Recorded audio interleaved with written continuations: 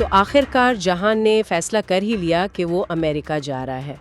लेकिन इस एक फैसले ने आप देखें तो पूरे ख़ानदान में जैसे दो अलग अलग तूफान खड़े कर दिए हैं। बिल्कुल। और ये जो आपने दो तूफान की बात की है ना, ये बहुत सही है।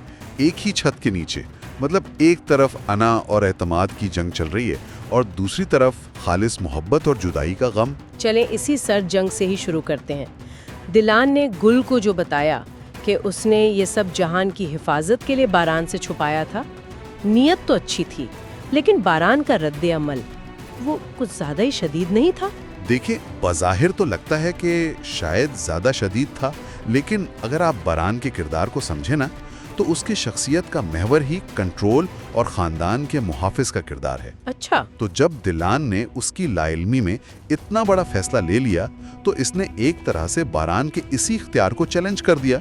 तो ये सिर्फ एक राज नहीं था, ये उसके किरदार पर एक सवार था। और फिर दिलान ने जो इल्जामात लगाए कि वो हुक्म चलाता है, उसने तो जैसे आग पर तेल ही डाल दिया। बिल्कुल। अब ये उसूल की जंग बन गई है, जहां दोनों समझते हैं कि वो अपनी जगह सही हैं। और अब दोनों माफी का इंतजार कर रहे हैं, कोई भी झुकने को तैयार नहीं है। ये तो एक मुकम्मल डेडलॉक है ना? हाँ, और इसी में फुरात और गुल की कोशिशें बड़ी दिलचस्प हैं। खासतौर पर वो जो गुल ने दिलान को मशवरा दिया कि कॉफ़ी लेकर जाओ। हाँ, वो बहुत छोटी सी बात लगती है, लेकिन वो बहुत गहरी है।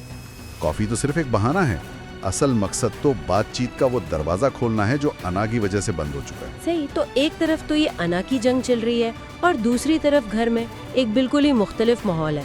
मतलब जहान की रुखसती का गम। हाँ, हसन का दुख तो वो तो समझ में आता है। बिल्कुल, इतने सालों बाद बेटा मिला और अब वो फिर से जा रहा है। लेकिन यहाँ फुरात का किरदार बहुत अहम हो जाता है।